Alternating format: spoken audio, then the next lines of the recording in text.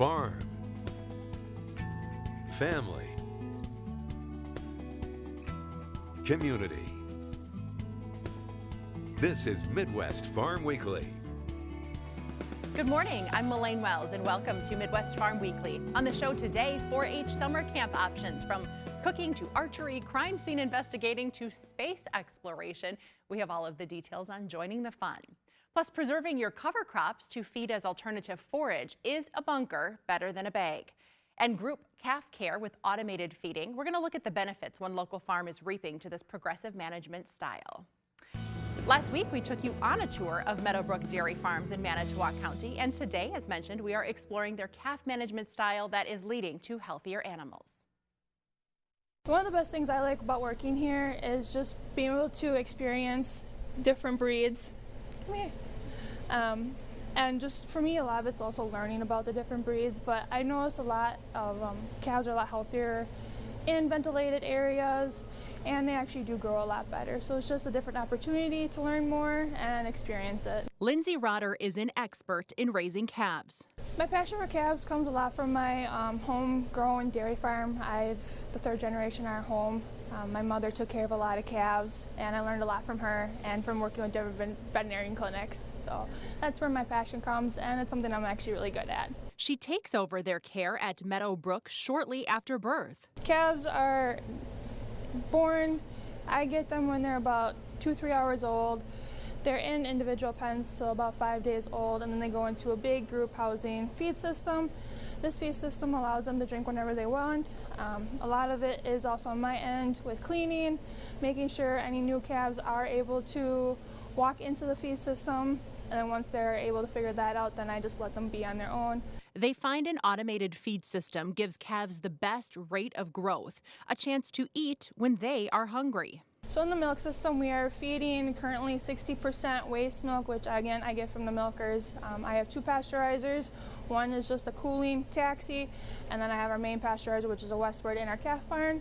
That gets pasteurized to 145 degrees Fahrenheit, which then sits at that temperature for about half an hour, and then it cools down to 60, which then is transferred over to our milk jug, which is connected to our feed system. In the feed system, again, 60% waste milk with 40% powdered milk replacer that is specifically for this feed system.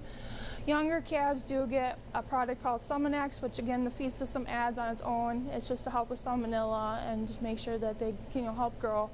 We are also using an Accelerate product that helps with lungs. Again, that's another thing, lungs and rate of gains. There is still plenty of hands-on care. So the biggest thing I monitor in the winter is how are they drinking on the feed system. A lot of issues we have is the respiratory, but that's one big reason why we also put calf jackets on our calves. They stay on until either A, they're too big, or B, weather. All calves 3 weeks and older have a lung ultrasound performed by the vet. We put alcohol on their lungs, and we use the ultrasound system, and it's a way to catch pneumonia before it actually is physically present to our eyes. Lindsay and the farm owners believe strong herd health begins at birth. The biggest thing I'm proud of when it comes to these calves is just watching them grow up and seeing them come back into the parlor. You can see part 1 of our story on Meadowbrook Dairy Farms in the Midwest Farm section of wearegreenbay.com. Keep an eye out for some new road signs in our state. The goal is to point people in the direction of agricultural tourism opportunities. Organizers say it's the next step in establishing Wisconsin as America's agriculture tourism destination. The metal signs include a URL and a QR code. They will be easily visible in heavily traveled spots at rest areas. Travelers will be directed to wine growers, petting zoos, orchards, and more. You know, weed control is one of the greatest challenges farmers face. There is a solution rolling into fields that uses a laser to target the trouble spots. I had the chance to see it in action at World Ag Expo. This is the Carbon Robotics one and only laser weeder. We kill weeds in the field with lasers, a combination of AI and cameras that detect them, and then we target those weeds with really high-powered lasers and burn them out in the field. The machine can weed around 2 acres per hour.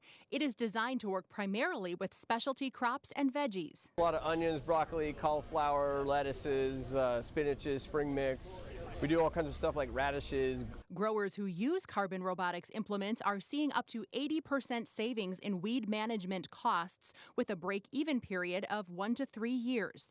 Farmers are excited about it because we can kill your weeds with no herbicide spray, no manual labor, you don't need to cultivate. It's incredibly effective, a lot more effective than something like cultivation, which will leave a bunch of the weed seeds around. And it's all automatic, computer vision, tracking and tackling the weeds and burning them out. The technology can operate day or night in virtually all weather conditions with millimeter accuracy. Consumers are excited about it because you can get healthy food much more cost effectively. We don't have to worry so much about all the chemicals and herbicides that are getting into our food supply. We don't have to worry about all the chemical runoff and what it's doing to the environment. People don't have to worry about over-cultivation, which is stripping our topsoil. They say we have 50 years left of good topsoil in this country, so something like laser weeder helps to sustain the environment. The company is also expanding to use that laser system for thinning crops. Still to come, getting those cover crops off the field at the right time. We'll look at the important factors when you plan to use those cover crops for feed.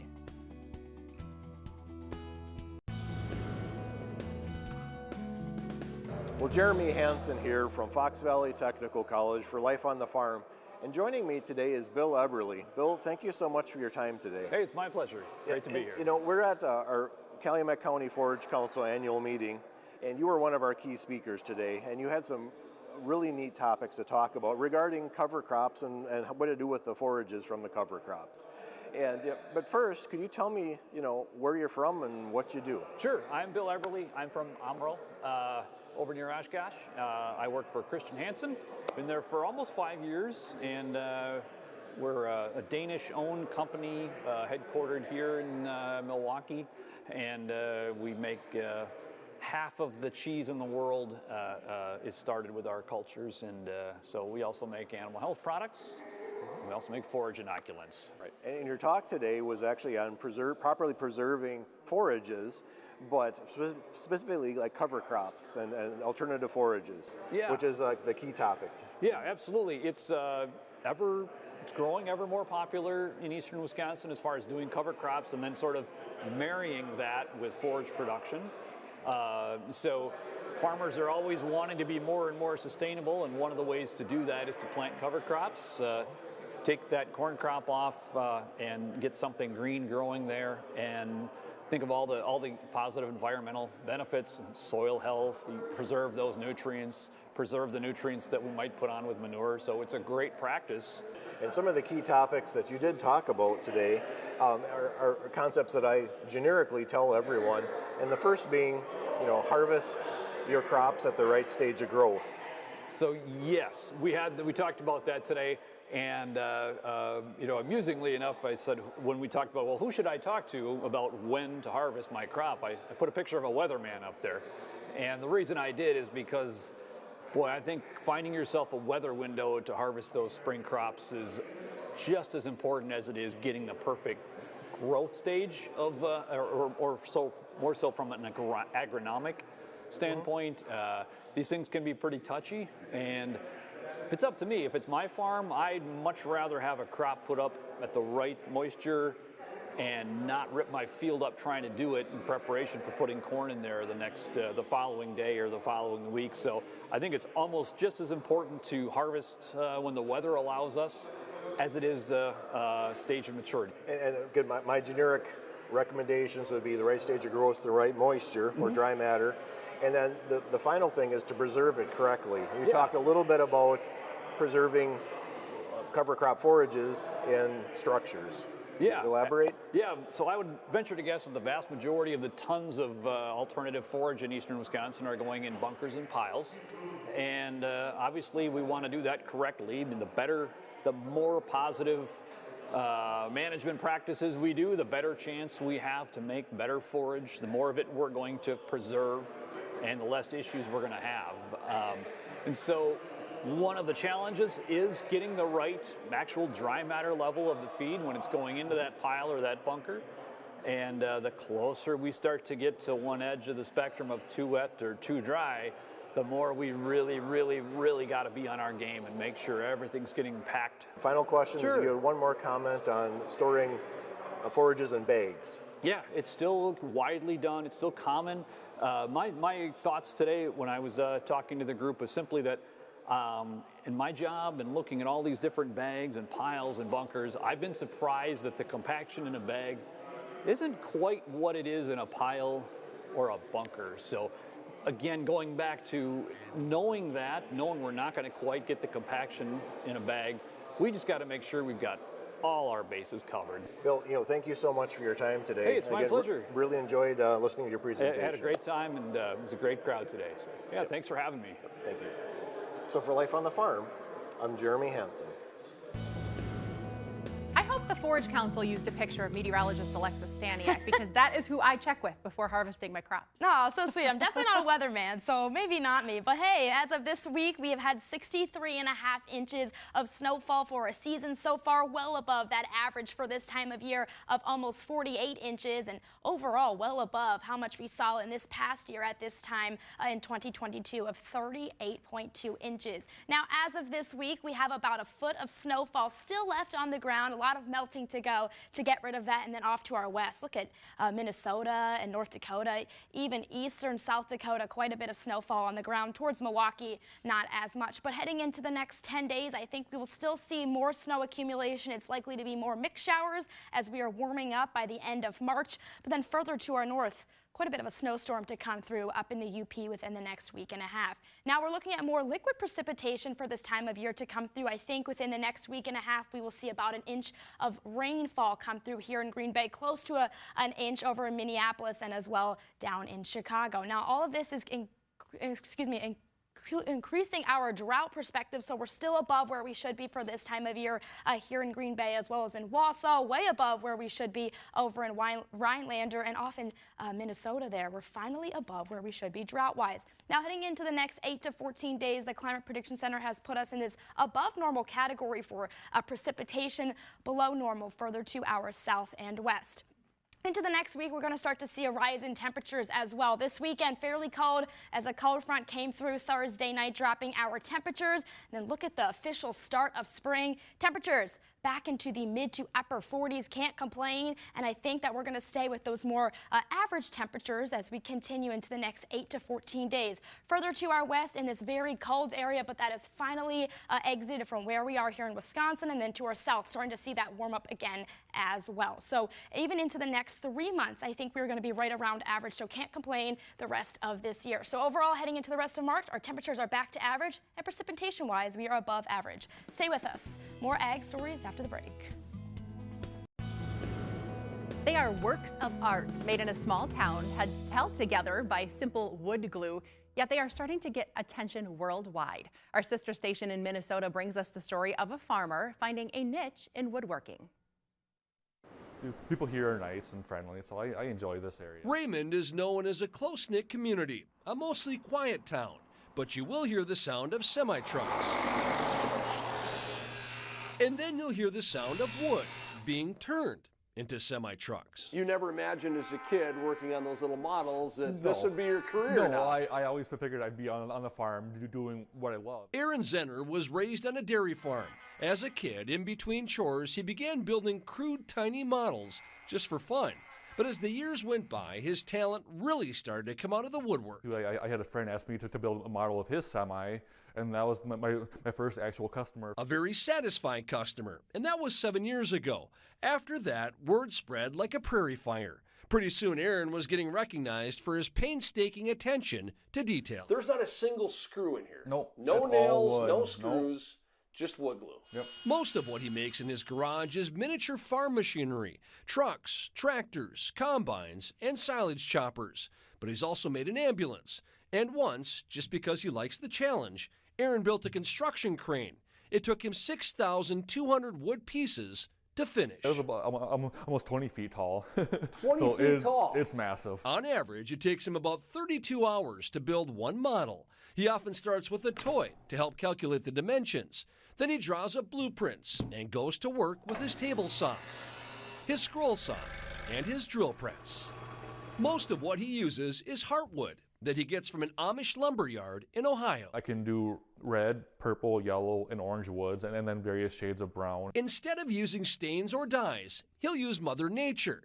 When he finishes this Alice Chalmers tractor, he'll leave it in the sun, which will turn the color of the wood from red to orange. It's a different kind of farm work, which makes sense because his biggest fans are farmers. Breathtaking. I mean, I never expected it to be what it was, and his work is just, words can't explain it. It's incredible, you know, and living down the street, you know, you see the lights on in his house any time of the day, you know, making each one of these individual pieces. Recently, a machinery manufacturer in Germany even asked for some of his work. But as good as Aaron is, he does have his limits. If somebody said, Aaron, can you do U.S. Bank Stadium and all the seats inside, what would your reaction be to that? I would say no. Hard no. So he sticks with what he knows best. It's not exactly the farm career he envisioned, but it might be even better. People are just amazed. It's all over the world, so it's pretty crazy. Absolutely beautiful. On average, he works about 11 hours a day building farm models. You can find his work on Facebook. The page is called Wooden Wheels.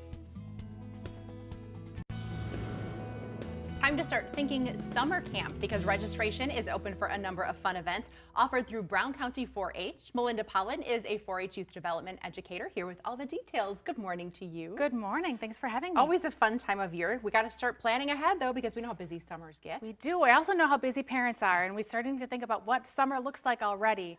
It's right around the corner, right? We just heard spring is coming, so that means summer will be here too. Now is the time to start thinking about what we're going to do with our kids this summer, what fun learning activities we can do. You have a packed summer. We can choose a la carte. We can choose many of them. Talk a little bit about the wide range of classes you offer. Yeah, so we have a bunch of different camping opportunities for kids and a lot of different topics. Our goal this summer was really to give them adventures to see if they're going to spark an interest in any of our topics. So the way that our camps are set up this year is that we have a morning camp and an afternoon camp Monday, Tuesday, Wednesday.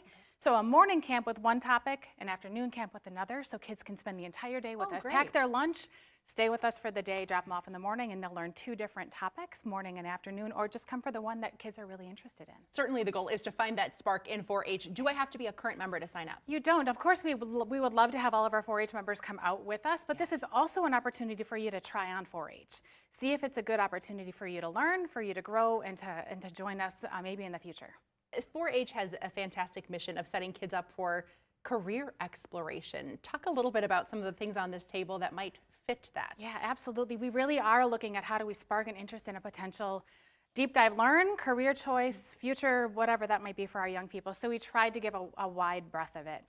We have crime scene camps that really looks at the science of things. So we teach them how to lift fingerprints, and we have them do powder analysis and really getting into the chemical sides of that.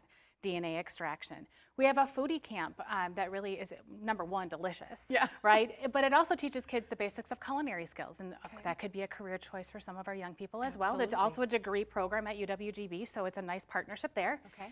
We have other things like we have one of our tech time camps this summer that's really looking at tech, so 3D printing, electromagnetics. While we're looking at this picture, can I ask about cardboard? Cardboard camp, one of our most fun camps. We did that one. That was a couple of years ago. That was cardboard, where we made cardboard kind of cities-ish, and they had to create their own armors. This year's is a mythical creature, so it's a little different theme. We try to mix up the same topic, but different themes. So if you were there last year, we did Cardboard City, we did Cardboard Arcade Games. This year is mythical creatures, so they'll be creating their own mythical creature with that as well. I'm having fun playing as well. Talk to me about this battery situation. Yeah, so this is part of our Tech Time Camp, and it is an electromagnetic field. So there's batteries at the bottom that are powered, that are into the battery itself. So it's going to pull the electrons up and out through the conductor of the wire.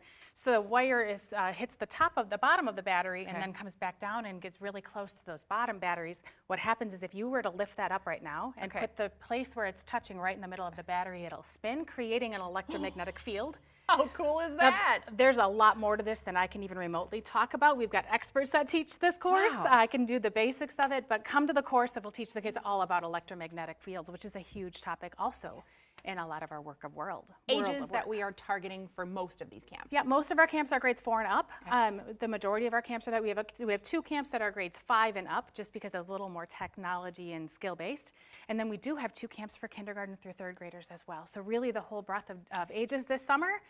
We would love for you all to come out and join us. Well, you need to register right now. Pick one, pick them all. It is a summer full of 4-H fun. We're going to have all of the options on our website. You can click there and get signed up right from our homepage. You can just click on the news tab and look for Midwest Farm on wearegreenbay.com. You guys even got your hands on the newest Lego robotics. We do. These are this new Spike Primes. This is an upgrade from what we had the last year. So this is our first year of these. Come out and learn with us as we introduce you to the new Spike Primes. Thanks, Melinda. You bet.